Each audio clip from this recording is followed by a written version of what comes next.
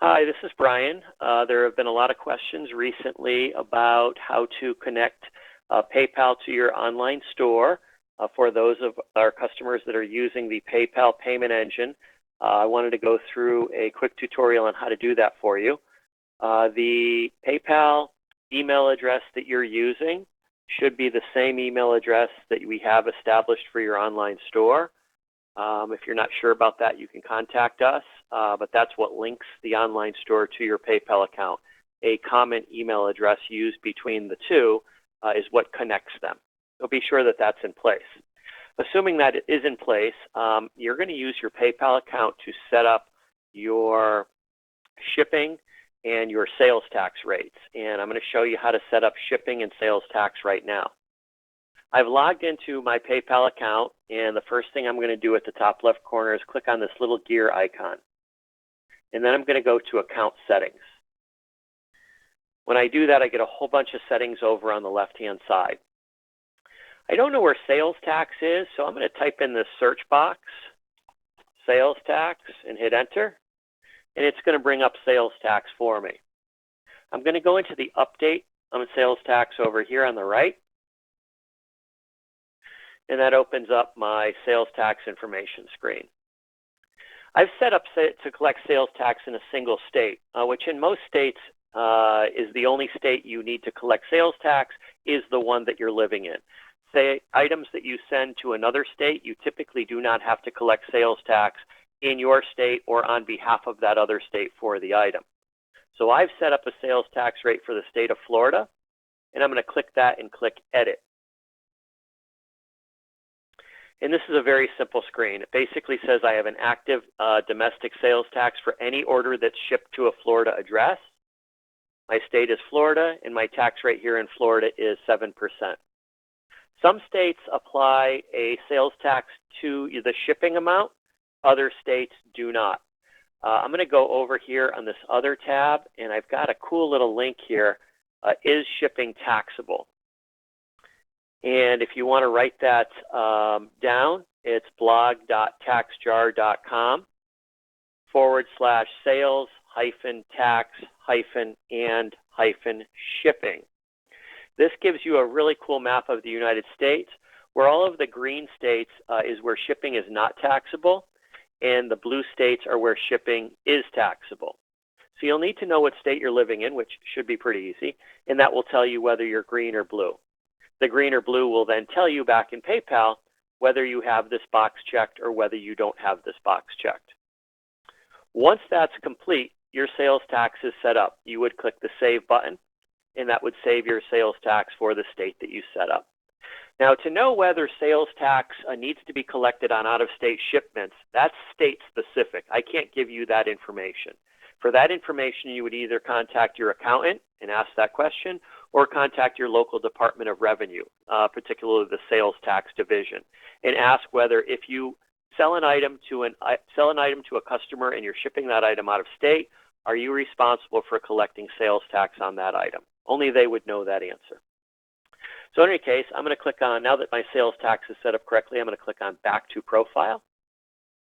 And when I do that, it should bring me back to that previous page.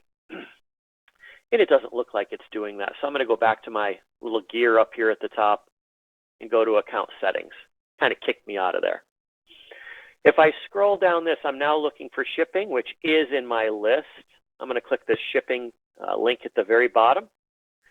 And if I scroll up a little bit after doing so, I see shipping calculations. And next to that, there's an update button. Let's go there. That's going to take me into my shipping screen. I'm going to create a shipping method by clicking the Add Another Shipping Method. And I'm going to say all states and territories. I'm going to move that over from the left list to the right using that Add button. And I'm going to hit Continue. That says I'm going to collect shipping based on every state in the country that I might ship to. So anywhere I ship to, this is going to apply. I'm going to click Continue. It's going to say, what do we want to call that? I'm going to call that, I don't know, you can really pick anything from this list. I'm going to click ground shipping, I guess. There's a whole bunch you can choose. It doesn't matter so much what you call it. Delivery time, I'm going to tell my customers 3 to 5 business days. That seems to be pretty good for most of these shipping methods, unless you're going to set up a priority method or an overnight method. For most people, 3 to 5 business days ground shipping are sufficient. The next one is a big one, right? So this is, what are shipping rates based on? You could do it on the total dollar amount of the order. You could do it on the total weight of the order, or you could do it on the total item quantity. That's the number of items included in the order. I'm going to pick maybe total order amount. That's the dollar amount. And I'm going to say from $1 to $10, I'm going to say the rate is a flat $6.99. $10.01 up to $25, maybe it's $9.99. $25 up to $50, maybe it's $14.99. And $50 and up, I'm going to say free shipping, and I'm going to make it $0. You spend $50 in my online store, I'm going to throw in shipping for free. Okay? So you can use a graduated table to specify rates of shipping, how much you want to charge, based on the total order amount in dollars, the number of items purchased, or the weight of the order.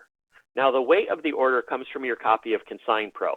As you use our Promote Item Online screen, where you set up the item to sell online, we've got a weight box in there. It's whole pounds only, unfortunately. 1 pound, 2 pound, 3 pounds. You can't put in 3.5 pounds or anything like that. But then you can set up this.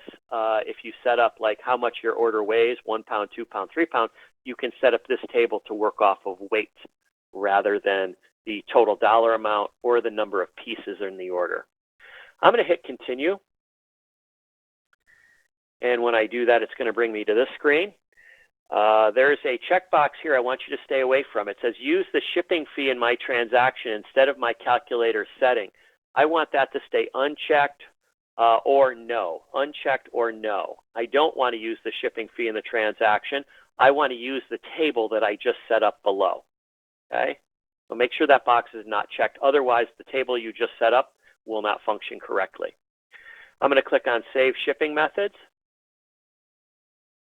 And that's it.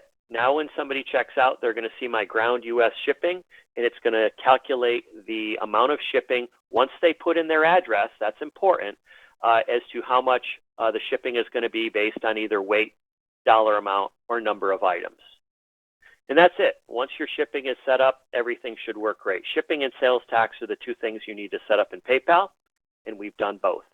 If you have any other questions about how to use PayPal to set up shipping or tax, let me know.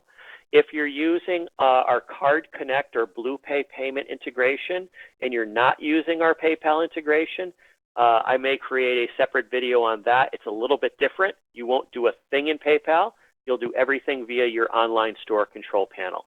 So ask me that question specifically via email, and I hope to have a video on that set up for you. Thank you, and have a great day. I hope you enjoy our online store.